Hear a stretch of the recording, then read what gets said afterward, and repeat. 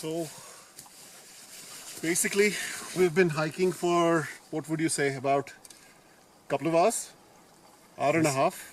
A little bit between an hour and a half and a couple of hours. And we've decided to take a break. Yes. We're almost at an altitude of 2,700 odd meters because we've entered mixed Himalayan broadleaf forests. These are oak. You can see a bit of chestnut, maple. Right now we're right under a blue pine. And we're just going to light a small fire and rest for a while and then head back. So essentially, just in order to show how you need to make a proper fire, because there were a couple of people here before us and they've already lit a fire here, so we don't want to create another situation. So we're just going to improve on this fire. Basically, Chachu was here. Yeah, Chachu was here. And as you can see, they haven't really made a fire break or a wind break or anything of that sort. And they've also left it burning. There are still embers here, which if the wind were to pick up, would be blown around. And since there's already a lot of dry grass underneath the snow, wherever the snow is retreated, the grass is dry. So we're looking at a potential fire hazard here. So what we're going to do first is we're going to make a fire break. I've already made half a circle with the stones. There's an additional advantage of making a fire break, which I'll tell you about a little later. From the point of view of survival, it's also a good idea. Because once these stones heat up, you can actually, if you have a small ditch nearby and you have water in it, you can boil your water by just dropping these hot stones in that. Additionally, the small ones, this is a small trick that I picked up in one of my courses. The small stones, once they're hot and you've been walking through snowy terrain and your boots are wet, you can just put these hot stones inside your boots to help them dry out. The fire break is nearly done. Just to make sure that there's a bit of an impediment when the wind picks up. Here we So are. we're basically right now in the Manali Wildlife Sanctuary. We're inside the sanctuary right now, so all the more important to make sure that the fire is extinguished properly after we are done. So first things first, I have a small tinder bundle here. There's a few brambles, there are dried twigs, and there's dry bracken fern. So these are excellent fire starters. Okay. So I'm just going to make a small wigwam kind of a thing.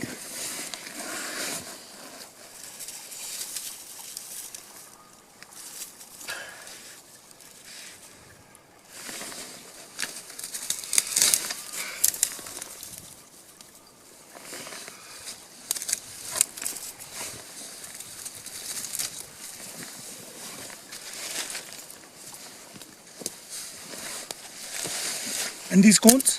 Yeah, the cones go on a little later, first when we get a bit of a blaze going.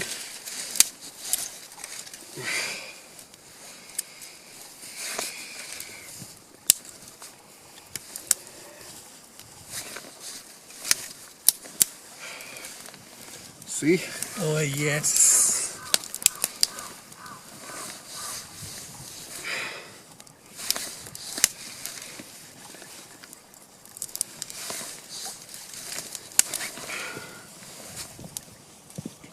So now that we have a nice little wigwam there, we also put on the cones.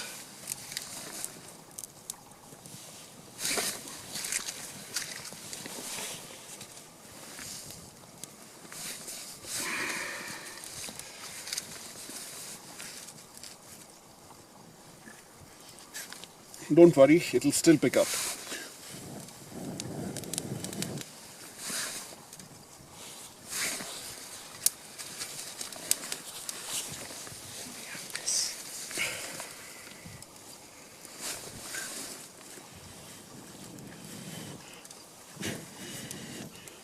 Should I place these now?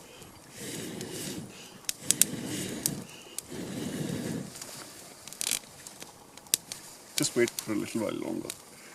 First, this needs to catch properly.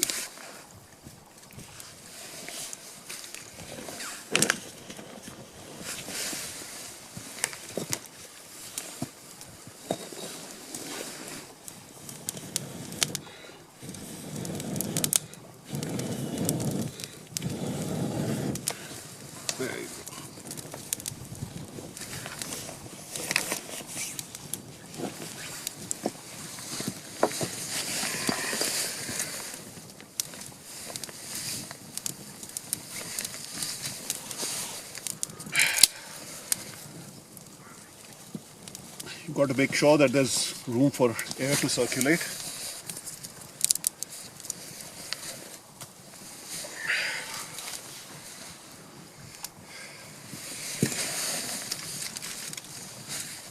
Shravan, now you can put the bigger ones on, but just make a tent-like structure on top. Tent-like. Don't, okay?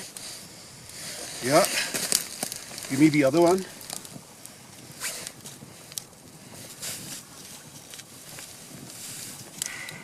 This way.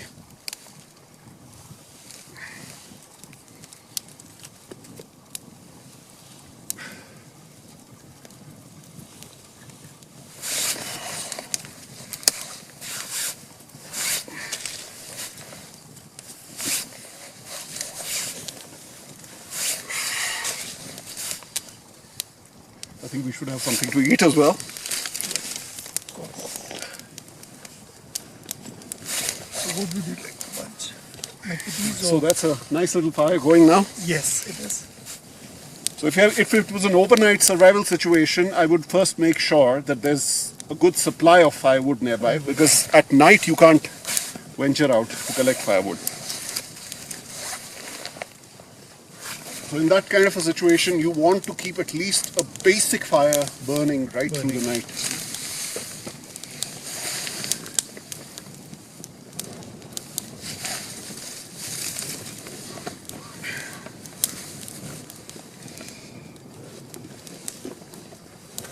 You'll have a cake?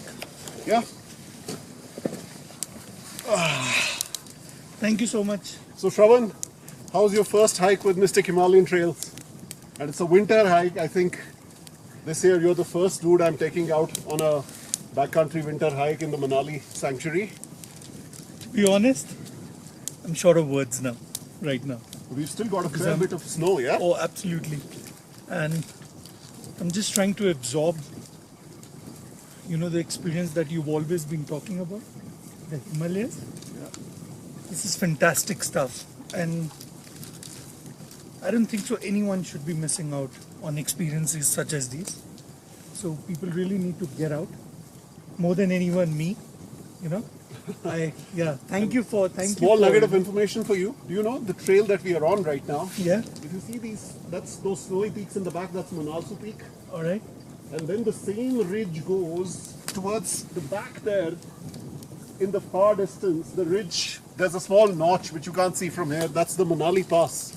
So the same trail can take you from the Kulu Valley right up to the Kanda Valley. Fantastic. You're in the heart of the Dauladar, by the way. This is the Dauladar. Fantastic stuff. And look at the fire now. Yeah. Yeah. Thank you.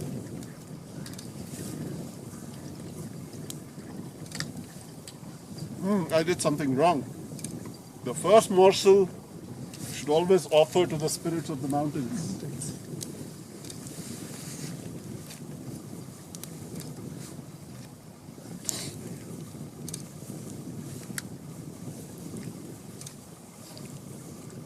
Oh, this is the life, man.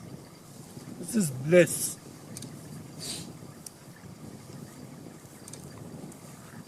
Got a good fire going. Now the next thing, if this was an overnight situation, the next thing I would have done is I would have looked for a stick with a bit of a natural hook on it, and I would put my kettle of water on that. Kettle of water. Some nice tea. Thank you.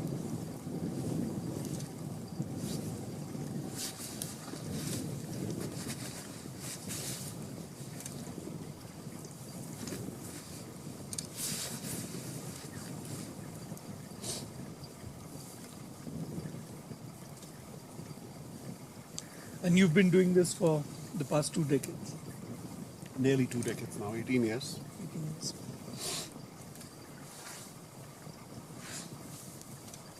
But now, actually, at this stage in my life, Shravan, I think more than a mountaineer. Yes, when I started out initially, it was the energy, and you'd learnt all the skills, so it was all mountaineering, climbing the next peak, going higher. But now as I grow a little older, I think it's more about absorbing, just enjoying the wilderness and caring for it, renewing that bond that I've always had with it.